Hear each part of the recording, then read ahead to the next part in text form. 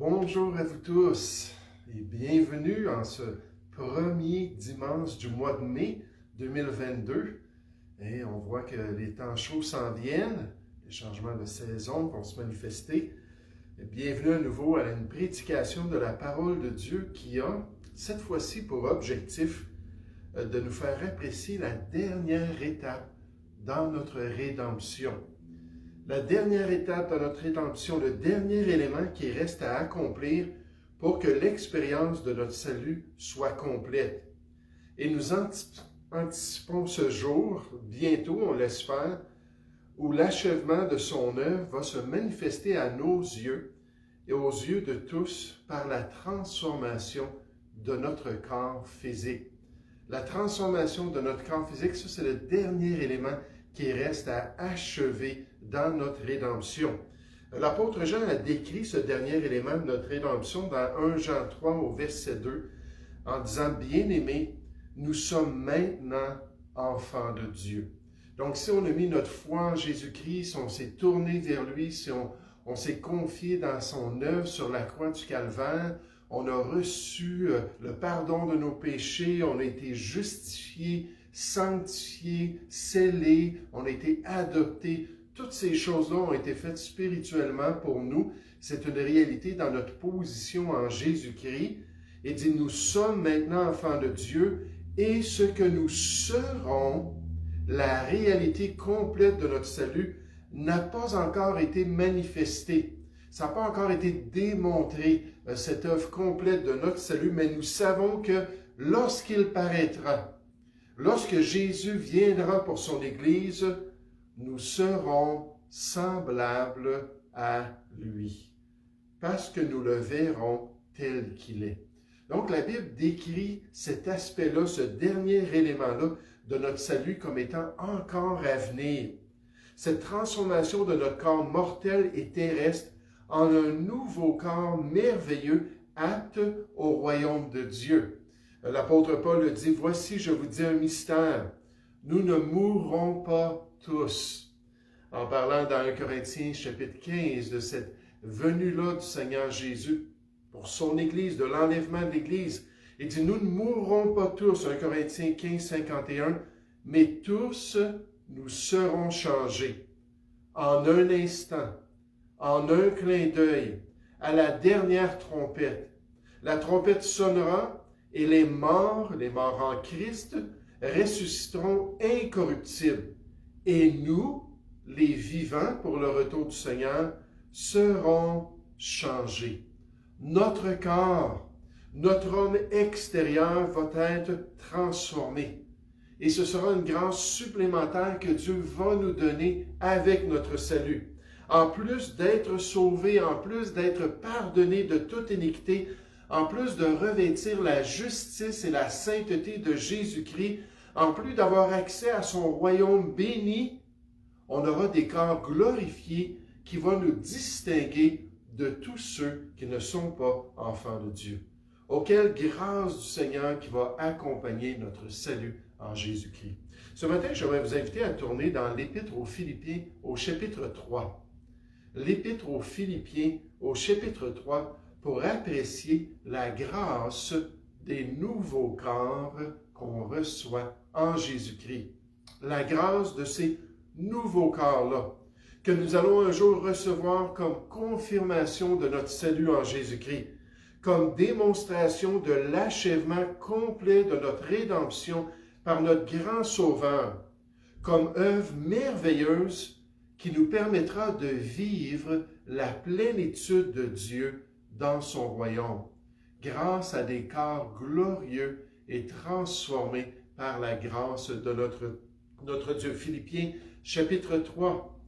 Si vous voulez commencer votre lecture à partir du verset 17. Philippiens, chapitre 3, au verset 17. L'apôtre Paul dit aux croyants, dit à l'Église de Jésus-Christ, « Soyez tous mes imitateurs, frères, et portez les regards sur ceux qui marchent selon le modèle que vous avez en nous. Car il en est plusieurs qui marchent en ennemis de la croix de Christ. Je vous en ai souvent parlé, et j'en parle maintenant encore en pleurant. Leur fin sera la perdition. Ces ennemis de Dieu, ces ennemis de la croix. Ils ont pour Dieu leur ventre, leur satisfaction personnelle. Ils mettent leur gloire dans ce qui fait leur honte. Ils ne pensent qu'aux choses de la terre. Mais nous, les vrais chrétiens, nous sommes citoyens des cieux, d'où nous attendons aussi comme sauveur le Seigneur Jésus-Christ, qui transformera le corps de notre humiliation en vieillissant. Je pense qu'on le voit de plus en plus que c'est un corps d'humiliation. Mais notre corps d'humiliation, en le rendant semblable au corps de sa gloire, par le pouvoir ou la puissance qu'il a de s'assujettir toutes choses. Ce matin, j'aimerais voir avec vous 3 détails qu'on veut retenir, qu'on veut garder dans notre cœur concernant le retour du Seigneur et nécessairement concernant cette transformation de notre homme extérieur. 3 détails à retenir. Le premier détail que j'aimerais qu'on retienne, c'est qu'en tant que chrétien, il faut être motivé à servir le Seigneur jusqu'à ce qu'il vienne. Il faut être motivé à servir le Seigneur jusqu'à ce qu'il vienne. À servir le Seigneur jusqu'à ce qu'on traverse la ligne d'arrivée de notre compétition chrétienne. Il faut racheter le temps en tant que chrétien et bien l'investir dans l'œuvre du Seigneur. Il faut continuer à mettre en pratique ses instructions, même si les ténèbres des derniers temps s'épaississent autour de nous, puis on le sent, là, on voit là, toute la corruption, puis tout le mensonge, toute la tromperie, toute la séduction, tout le fait que les gens sont aveuglés, puis ils suivent des choses qui sont totalement croches et malhonnêtes. Même si les ténèbres des derniers temps s'épaississent autour de nous, il faut être déterminé à suivre la parole de Dieu, même si les préceptes de la parole deviennent indésirables dans notre société. Ça, c'est la première chose alors qu'on s'en va dans ce passage qui adresse la transformation de notre corps. Et alors qu'on décrit ce retour-là du Seigneur, c'est la première chose que Paul nous mentionne, c'est qu'entre-temps, il faut continuer. Entre-temps, il faut servir Dieu de tout notre cœur. Entre-temps, il faut garder les yeux sur lui. Il est à la ligne d'arrivée avec la couronne d'honneur. Il nous dit, cours jusqu'au bout. Et on garde les yeux fixés sur lui pour accomplir sa volonté. Regardez dans notre texte au verset 13. Philippiens chapitre 3 au verset 13. Il dit, frère, je ne pense pas l'avoir saisi. Donc on recule un petit peu pour voir la pensée de Paul. Il dit, je ne pense pas l'avoir saisi, Jésus-Christ, mais je fais une chose. Oubliant ce qui est en arrière, tout mon service, tout ce que qui s'est produit depuis que j'ai connu le Seigneur, oubliant ce qui est en arrière et me portant vers ce qui est en avant, je cours vers le but. Et c'est quoi le but ou l'objectif? Pour remporter le prix de la vocation céleste de Dieu en Jésus-Christ. L'appel de Dieu, ces œuvres qu'il a préparées pour chacun de nous, qu'il a préparées d'avance pour qu'on les pratique durant notre pèlerinage ici-bas. Il dit, je cours vers ce but-là en Jésus-Christ pour atteindre la volonté de Dieu. Verset 15, il dit, nous tous donc, qui sommes des hommes faits, des fois c'est traduit parfait, mais ça parle de pleinement développé ou mature. Si nous sommes matures spirituellement, on entend Paul, on entend son motif, on entend sa passion, on voit qu'il voulait bien combattre le bon combat, qu'il voulait achever la course, qu'il voulait garder la foi. On entend cela, puis on voit ce modèle-là. Puis il dit, nous donc tous qui sommes des hommes faits, ayons cette même pensée, que ce soit votre perspective, que ce soit votre désir dans votre course chrétienne. Il dit, si vous êtes en quelques points d'un autre avis, dans les détails de ce que Dieu veut pour nous, Dieu vous éclairera aussi là-dessus. Il continue notre sanctification. Il continue là, à renouveler notre intelligence par la vérité, à nous transformer, à nous sanctifier. Verset 16, seulement au point où nous sommes parvenus, marchons d'un même pas, avec cette même pensée-là, dans l'unité de l'Esprit de Dieu.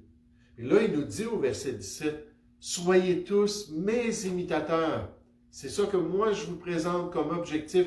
Imitez cet objectif-là de courir vers le but, d'achever votre course chrétienne, d'accomplir les œuvres que Dieu a préparées d'avance et de soyez tous mes imitateurs, frères, et portez les regards. Paul savait qu'il allait y avoir d'autres générations de chrétiens qu'il allait passer, lui, un jour, mais il dit, portez les regards sur ceux qui marchent selon le modèle que vous avez en nous.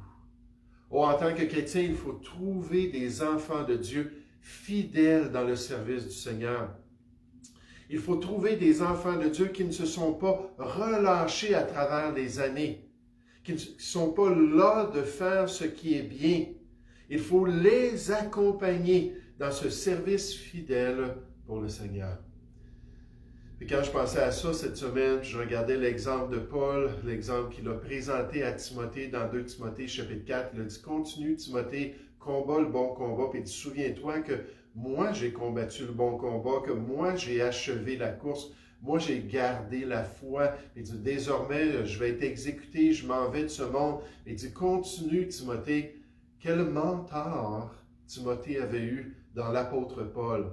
Là, je pensais à cela, puis je pensais aux pasteurs qui étaient là dans ma vie chrétienne, lorsque j'ai connu le Seigneur. Des pasteurs qui sont dans le ministère depuis 40, 50, 60 ans, puis qui continuent à servir le Seigneur. Puis quel privilège que moi aussi j'ai de pouvoir avoir ces exemples-là et de pouvoir continuer dans la foi avec ces modèles de chrétiens fidèles qui accomplissent la volonté de Dieu. La Bible nous ordonne de ne nous lassons pas de faire le bien, car nous moissonnerons au temps convenable si nous ne nous relâchons pas. Ainsi donc, Galates 6, versets 9 et 10, ainsi donc, pendant que nous en avons l'occasion, pratiquons le bien envers tous et surtout envers les frères dans la foi.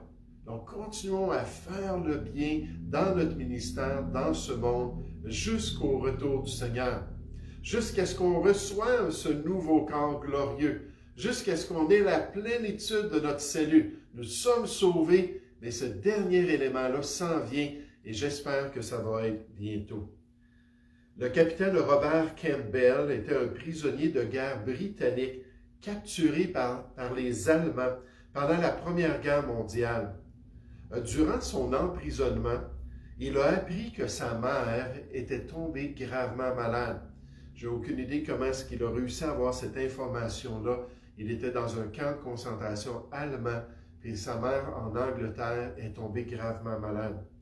Il a supplié les autorités allemandes de lui permettre de rendre visite à sa mère avant qu'elle meure. Il a promis même au Kaiser Wilhelm II que s'il était autorisé à quitter la captivité pour retourner voir sa mère, il reviendrait volontairement pour être à nouveau emprisonné. Puis à sa grande surprise, et surtout à cause du caractère de cet homme, de ce soldat, de sa réputation en quelques mois de captivité, sa demande a été acceptée. Et Campbell a pu quitter sa prison et voyager jusqu'au chevet de sa vieille maman. Étant un homme de parole et sachant que c'était son devoir de faire ce qui était bien, d'après son témoignage, d'après sa conviction personnelle, il est retourné ensuite auprès de ses ennemis pour demeurer leur prisonnier jusqu'à la fin de la guerre, bien qu'il aurait pu si facilement juste rester en Angleterre et ne pas retourner dans ces conditions pénibles. Oh, comme les chrétiens devraient ressembler à ce soldat anglais fidèle, comme on devrait désirer imiter son honneur et sa parole pour faire ce qui est bien aux yeux de notre Dieu et aux yeux des hommes. Le pasteur D.L. Moody a dit, « Il n'y a aucun homme vivant qui puisse faire le travail que Dieu a prévu pour moi en tant qu'enfant de Dieu. » D'après Éphésiens 2.10, Dieu nous a sauvés par sa grâce, verset 9. Au verset 10, ça dit qu'il m'a préparé spécifiquement pour des œuvres très particulières qu'il veut que j'accomplisse. Il dit, il n'y a personne qui peut accomplir mes œuvres que moi. C'est seulement moi. Personne d'autre que moi ne peut le faire. Et si le travail n'est pas fait dans ce monde, Nous devrons en répondre lorsque nous nous tiendrons devant le tribunal de Dieu. Donc, alors qu'on pense au retour du Seigneur, alors qu'on considère la transformation de notre corps physique, puis cette gloire-là dans le royaume de Dieu, il faut rester motivé à le servir jusqu'à son retour. Peu importe si c'est populaire, peu importe s'il y a d'autres personnes qui continuent. Mon pasteur disait toujours, si je suis le dernier à servir le Seigneur dans l'Église de Jésus-Christ, peu importe, moi je vais suivre le Seigneur. Il était déterminé à le faire pour la gloire de Dieu. Vous savez, alors qu'on regarde ce beau passage dans Philippiens chapitre 3, en tant qu'enfant de Dieu, et à la lumière de notre Sauveur pour son Église, deuxièmement, il faut prendre à cœur de veiller sur nos voies. Il faut prendre à cœur de veiller sur nos voies. Il faut prendre garde aux mauvaises influences qui peuvent nous détourner du plan de Dieu. Avec la croissance des ténèbres autour de nous, il y a aussi une augmentation de méchanceté de la part des hommes. Avec la venue croissante de faux frères, de faux enseignants, de faux prophètes dans l'Église de Jésus-Christ, il faut veiller de peur d'être détourné du plan de Dieu pour notre vie. Quand les apôtres, dans Matthieu 14, puis dans Marc 13, dans Luc 21, ont demandé au Seigneur Jésus, quelles seront les caractéristiques des derniers temps de ton retour? La première chose qu'il leur a dit, prenez garde que personne ne vous séduise. Donc, une grande séduction potentielle. Et Dieu veut qu'on ait les yeux ouverts là-dessus. Le diable ne peut rien faire quant à notre salut. Il ne peut pas nous enlever notre adoption. Il ne peut pas détruire la vie éternelle qu'on possède. Mais il veut détruire notre service.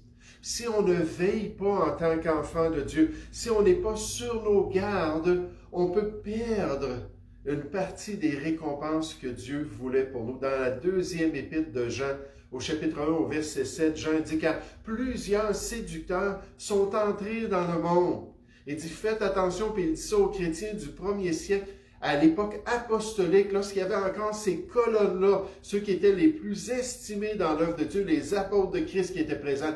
Il y avait déjà plein de séducteurs, plein de trompeurs, de personnes mensongères dans l'Église de Jésus-Christ. Mais au verset 8, dans 2 Jean 1,8, il dit, prenez garde à vous-même, afin que vous ne perdiez le fruit de votre travail.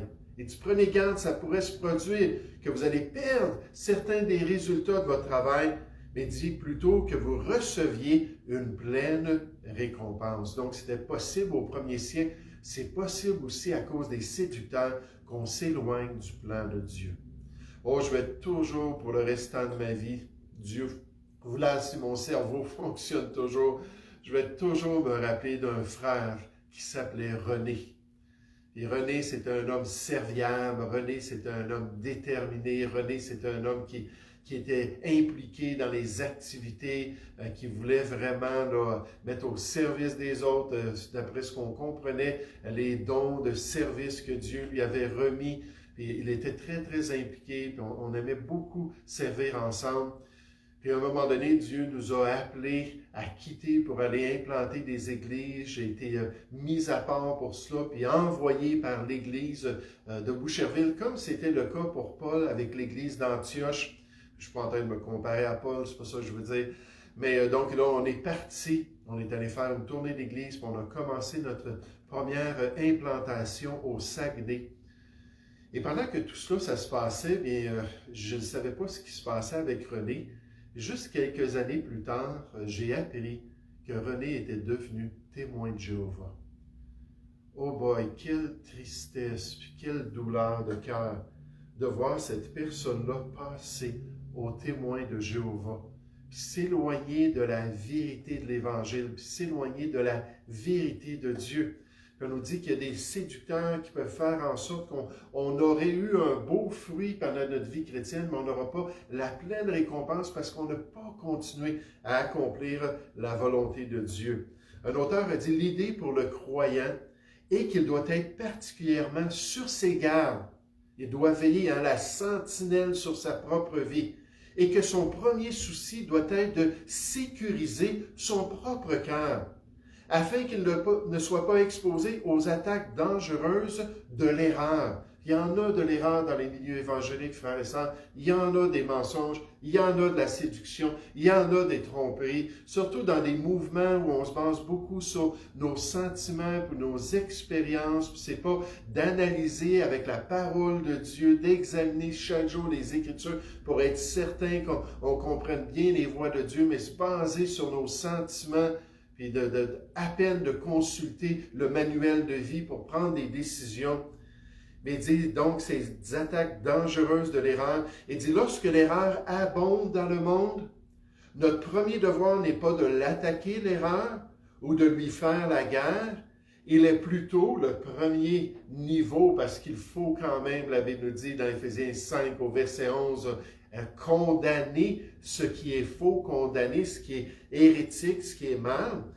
Mais il dit, notre premier devoir n'est pas de l'attaquer, de lui faire la guerre, il est plutôt de regarder vers la citadelle de notre propre âme et de voir si tout est bien gardé à l'intérieur. De vraiment surveiller l'état de notre cœur, de vraiment s'assurer d'être bien protégé, d'avoir toute l'armure de Dieu, n'est-ce pas, pour résister lors du mauvais jour. Et ici, dans Philippiens chapitre 3, Paul, alors qu'il parle de toutes les vérités spirituelles, puis il exhorte les chrétiens à avoir le même cœur que lui, à continuer à servir le Seigneur fidèlement, il s'arrête sur cette question-là des mauvaises influences qui peuvent nous détourner de Dieu. Regardez dans Philippiens chapitre 3, verset 17. Il dit, soyez tous mes imitateurs, frères, avec le même cœur, la même passion, le même but, le même objectif, et portez les regards sur ceux qui marchent selon le modèle que vous avez en nous. Soyez minutieux de bien choisir les modèles dans votre vie, les exemples à suivre. Verset 18, car il en est plusieurs dans les milieux chrétiens au premier siècle qui marchent en ennemis de la croix de Christ. Puis là, remarquez, Paul dit, je vous en ai souvent parlé. Donc, pendant qu'il était dans son ministère avec Philippe et les occasions où il a communiqué avec eux, il dit, je vous en ai souvent parlé. Je pense que certains diraient de l'apôtre Paul que c'est un prédicateur qui est plate, un prédicateur qui est ennuyeux, qui n'arrête pas de répéter les mêmes choses, qui n'arrête pas d'amener des sujets négatifs. Mais l'Esprit de Dieu a poussé l'apôtre Paul à parler et à rappeler ces réalités-là. Je vous en ai souvent parlé, puis remarquez son attitude, et j'en parle maintenant encore en pleurant. Ces ennemis de la croix dans l'Église de Jésus-Christ. Il dit, leur fin sera la perdition. Ce n'est pas des chrétiens, là, c'est des faux frères. Ils ont pour Dieu, non pas Jésus-Christ, leur propre ventre. On voit ça dans Romains chapitre 16 au verset 17, de ces frères-là qui rentrent dans les églises et qui sèment la division, puis qui sèment la zizanie entre frères. Ça dit qu'ils se servent eux-mêmes et non pas Jésus-Christ. Ils servent leur propre ventre, leurs propres intérêts. Ils mettent leur gloire dans ce qui fait leur honte, parce que ce n'est pas les valeurs de Dieu. Ce n'est pas ce qui est important pour le Seigneur. Ils ne pensent qu'aux choses de la terre.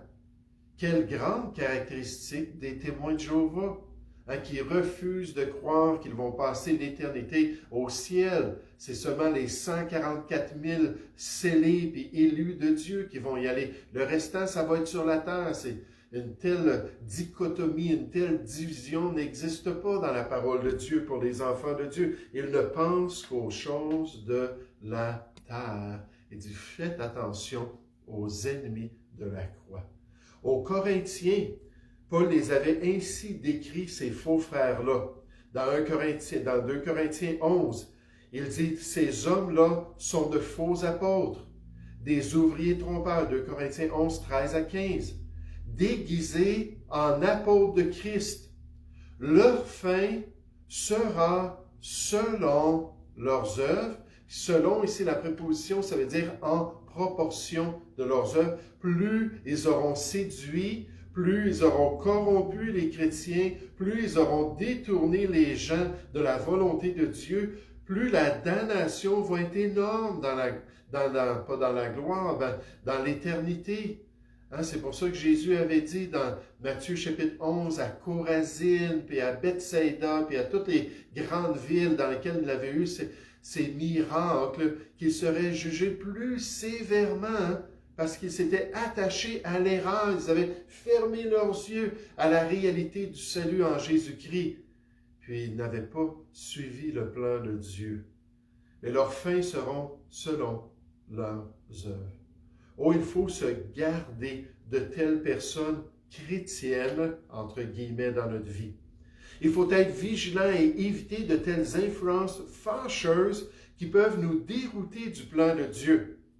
Dans son témoignage personnel intitulé « 35 ans chez les Moonies », je lisais cet auteur il y a bien des années qui décrivait la séduction qu'il avait vécue et comment il avait été amorcé par cette secte-là lorsqu'il avait rencontré des Moonies et qu'il avait dit qu'il venait d'une famille chrétienne, effectivement, d'une famille vraiment née de nouveau, qui connaissait la parole de Dieu, puis comment il lui avait dit « Nous aussi, nous sommes des serviteurs de Jésus-Christ. » Puis il avait été vraiment séduit par ces gens-là. Et le révérend Moon disait qu'il était vraiment l'incarnation de Jésus-Christ, puis en fait qu'il était totalement là, en contact avec Jésus-Christ, puis il était là pour compléter l'œuvre du Seigneur Jésus. Les Moonies, c'est en Corée du Sud, puis à travers le monde, nécessairement des millions d'adeptes jusqu'à son décès, le révérend Moon. Puis ils étaient bien connus lorsqu'ils remplissaient des stades d'adeptes et que le révérend Moon avait choisi d'une manière aléatoire qui allait se marier avec qui. Donc là, tu avais peut-être une personne japonaise avec un homme américain qui faisait partie de 5000 personnes qui allaient être mariées par le révérend Moon ce jour-là. Tu ne te connaissais pas, tu ne t'étais pas côtoyé, tu venais de cultures totalement différentes, peut-être tu ne parlais même pas la même langue. Fait que ça faisait vraiment des mariages très particuliers, mais c'était béni du ciel, parce que c'était le révérend Moon. Donc, il est rentré dans ce groupe-là pendant 35 ans, il s'est investi dans le groupe. Puis avec toutes ces années-là, il est resté loin de sa famille chrétienne qui ne comprenait pas la vérité, qui n'avait pas les yeux ouverts sur l'identité du Christ sur la terre, jusqu'à ce qu'il s'est finalement repenti. Alors qu'il était monté dans le système, dans cette religion-là, et qu'il avait vu toute la corruption, toute l'intimidation, tous les pots de vin, tous les moyens d'essayer d'amener le révérend Moon à avoir un plus grand impact sur le monde. Puis quand il a vu ça, finalement, il a dit « Wow », il dit « C'est pas Jésus-Christ, c'est pas Dieu, le Père, c'est pas le Dieu qu'on voit dans le Nouveau Testament qui agit comme cela. » Puis finalement, il est revenu auprès de sa famille, il s'est repenti et il est allé à l'église. Il a demandé pardon à son pasteur et à l'assemblée. Puis ils l'ont accueilli. Puis là, il est revenu dans la vérité. Mais 35 ans de vie gaspillée dans l'erreur. Oh, il faut vraiment faire attention, frères et sœurs. Imaginez si le Seigneur Jésus était revenu pendant qu'il était encore chez les Moonies. Imaginez s'il était parti dans la gloire à l'enlèvement de l'Église, puis à voir son Sauveur, puis à s'apercevoir qu'il était un ennemi de son plan pendant 35 ans. Comme ça a été tragique. Mais merci que le Seigneur est patient, n'est-ce pas? Merci que le Seigneur agit dans les cœurs. Merci que le Seigneur continue son œuvre dans chacun de nous. Et ce matin, surtout avec ce grand thème de ce dernier élément de notre salut, en tant que croyant, troisièmement, il faut anticiper un changement de corps.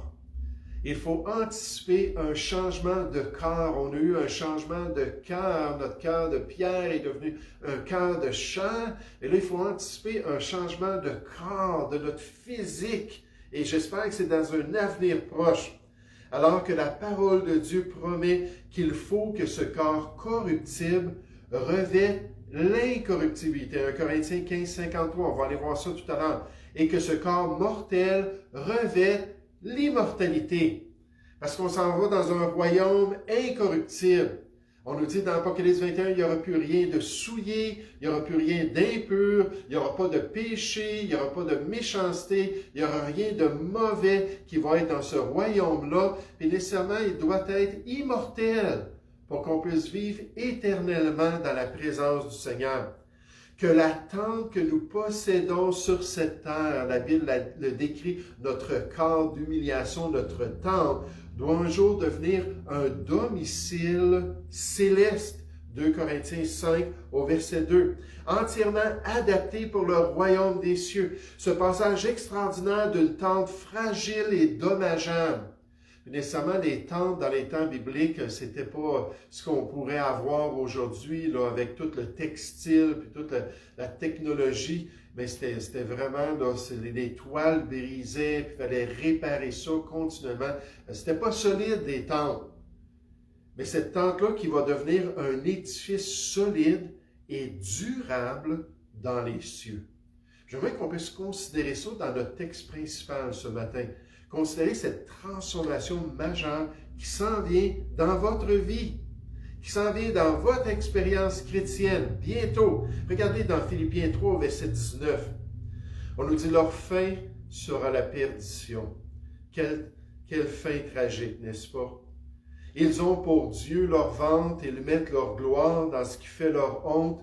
Ils ne pensent qu'aux choses de la terre, mais nous sommes citoyens des cieux. Ça, c'est les chrétiens. Nous sommes citoyens des cieux, d'où nous attendons du ciel, aussi comme sauveur, le Seigneur Jésus-Christ. Viens, Seigneur Jésus, Maranatha, on est prêt à te recevoir. Verset 21, qui transformera, changera totalement le corps de notre humiliation en le rendant semblable au corps de sa gloire par le pouvoir qu'il a de s'assujettir toutes choses. Puis quand Jésus est revenu après sa résurrection, les apôtres l'ont vu, tout ça. Là, ils ont vu un corps qui n'était plus blessé, qui avait les cicatrices nécessairement du supplice que Jésus a subi pour nous. Mais un corps de gloire qui pouvait passer à travers les murs, qui pouvait remonter auprès du Père. Un corps extraordinaire. Et ça, c'est le corps que Dieu prépare pour chacun de nous. Pour qu'on soit tous des enfants de Dieu, similaires à son Fils. On a été prédestinés à être semblables au Fils unique de Dieu. Et on va avoir un corps de gloire comme son corps. Et j'aimerais qu'on puisse regarder un petit peu les détails de cela. Tournez avec moi dans 1 Corinthiens chapitre 15. Juste pour vous donner un petit peu ce goût-là. Un avant-goût de ce qui s'en vient. Que ça puisse vraiment vous encourager à demeurer fidèle, vous encourager à veiller sur votre vie pour ne pas être trompé, puis séduit, puis détourné de la volonté de Dieu, mais que ça puisse aussi nous encourager à dire, « Wow, on ne sait pas encore c'est quoi la plénitude de Dieu. On ne sait pas encore c'est quoi la plénitude de la vie éternelle. C'est pas juste une durée, c'est une profondeur, c'est une grâce extraordinaire de pouvoir la vivre dans la présence de Dieu. Dans 1 Corinthiens chapitre 15, on va débuter au verset 35. 1 Corinthiens chapitre 15, on nous dit au verset 35, « Mais quelqu'un dira, comment les morts ressuscitent-ils et avec quel corps viennent-ils? » Et Paul parle de la résurrection ici, mais il y avait des gens chez les Corinthiens qui disaient, « Non, non, non. » Des chrétiens qui disaient, non, non, non, il n'y en a pas de résurrection. Les prophètes grecs nous disent, ça n'existe pas, là, la résurrection du corps, donc on ne croit pas cela. Il dit, voyons donc, là, les mauvaises compagnies parmi vous, là, verset 33, là, il dit, les mauvaises compagnies sont en train de corrompre vos croyances, encore une fois, de veiller là-dessus. Verset 36, insensé, ce que tu sèmes ne reprend point vie s'il ne meurt. Jean 12, 24, n'est-ce pas? Un grain doit mourir pour qu'il puisse reprendre vie. Puis il dit, on doit mourir aussi, à moins qu'on soit enlevé, par contre. Mais on meurt, on reprend vie, mais pas nécessairement de la même manière qu'on était avant. Verset 37, et ce que tu sèmes, ce n'est pas le corps qui naîtra. C'est un simple grain, de blé peut-être, ou d'une autre semence. Puis Dieu lui donne un corps comme il lui plaît. Il nous l'a dit, ça va être un corps de gloire. Et à chaque semence, il donne un corps qui lui est propre. Toute chair n'est pas la même chair. On veut parler des détails, de l'expérience des différentes créatures, tout ça. Mais autre est la chair des hommes, autre celle des quadrupèdes, quadrupèdes, autres celles des oiseaux, autres celles des poissons. Il y a aussi des corps célestes et des corps terrestres. Mais autre est l'éclat des corps célestes, autre celui des corps terrestres dans la création de Dieu. Autre est l'éclat du soleil, autre l'éclat de la lune, autre l'éclat des étoiles. Même une étoile diffère en éclat d'une autre étoile. Puis là, on revient à notre sujet du corps glorieux du croyant. Ainsi en est-il de la résurrection des morts. Le corps est semé corruptible, il ressuscite incorruptible. Là, c'est plus un corps de mort qui nous amène dans le péché. Loin de là. Il est semé méprisable, il ressuscite glorieux. Il est semé infirme, et le mot ici, ça veut dire malade. Il ressuscite plein de force. Des fois, c'est traduit faible. Mais ici, on parle vraiment de notre faiblesse en tant qu'être humain à tomber malade, à attraper la grippe, à avoir une sinusite ou d'autres choses qui sont vraiment désagréables. Mais là, ça ne sera plus le cas. Il va ressusciter plein de force. Il n'y en aura plus de maladie. Il est semé corps naturel. Il ressuscite corps spirituel, pleinement absorbé dans l'Esprit de Dieu et dans la personne de Dieu. S'il y a un corps naturel, il y a aussi un corps spirituel. C'est pourquoi il est écrit, le premier homme, Adam, devint une âme vivante. Le dernier Adam est devenu un esprit vivifiant. Donc, non seulement est-ce qu'il a la vie en lui-même, mais Jésus donne la vie à qui il veut. Le dernier Adam est devenu un esprit vivifiant. Verset 46. Mais ce qui est spirituel n'est pas le premier. C'est ce qui est naturel, le premier. Donc, on naît de la chair, puis après ça, on peut naître de l'esprit. Les Mormons se sont totalement trompés là-dessus. Là. Il n'y a pas de petits bébés là, créés là, par des êtres qui sont devenus des dieux sur d'autres planètes, comme il y a des millions de dieux pour les Mormons. Et c'est des couples célestes sur des planètes qui ont hérité, comme Adam et Ève, d'une planète. Puis là, ils font des petits bébés pendant toute l'éternité. C'est des esprits, des petits corps d'esprit, des petits bébés spirituels. Ils attendent juste sur les planètes qu'il y ait des corps physiques pour venir ensuite dans ces corps physiques-là. Non, non, non, il dit, ça commence par le naturel. Ensuite, ça devient spirituel. Et ce qui est spirituel vient ensuite. Le premier homme tiré de la terre est terrestre. Le second homme est du ciel. Tel est le terrestre. Tels sont aussi les terrestres. Et nous, on le sait, on l'a expérimenté, le terrestre. Et tel est le céleste. Tels sont aussi les célestes. Et de même que nous avons porté l'image du terrestre, nous porterons aussi l'image du céleste. Mais ça, ce n'est pas encore manifesté. Les gens nous voient encore comme des personnes terrestres, n'est-ce pas? Et pourtant, on a maintenant une relation parfaite avec le céleste. Il faut juste que le corps, pendant le millénium, ça va être évident pour les gens. Nos corps vont être des corps célestes. On va pouvoir être là et avoir ce témoignage-là de la nouvelle vie qu'on a reçue grâce à Jésus-Christ. Ce n'est pas juste le roi de la planète Terre, Jésus, qui va être un témoignage du salut. Ça va être toutes ces personnes-là qui vont se promener, toutes les personnes qui vont être en charge des grandes villes.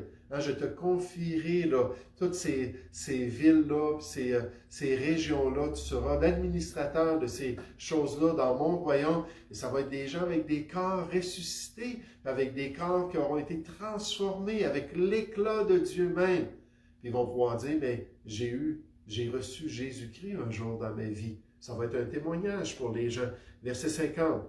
Ce que je dis, frères, c'est que la chair et le sang ne peuvent hériter le royaume de Dieu, et que la corruption n'hérite pas l'incorruptibilité. Voici, je vous dis un mystère, nous ne mourrons pas tous. Là, il dit, il y a un détail, une nuance, c'est que oui, on meurt, puis on ressuscite un jour, on a un nouveau corps, mais il y en a qui ne mourront même pas en tant que chrétiens.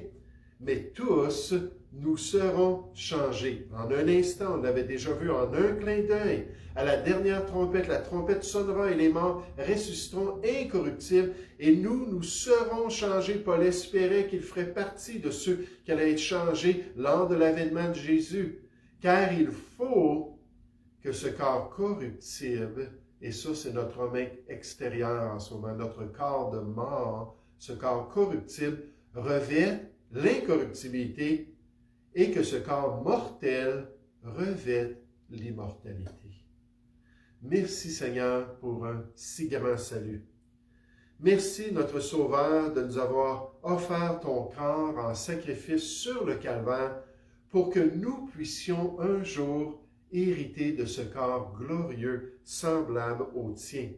Merci de nous avoir tant aimés que tu as donné ta propre vie pour nous permettre d'expérimenter une vie parfaite dans ton royaume.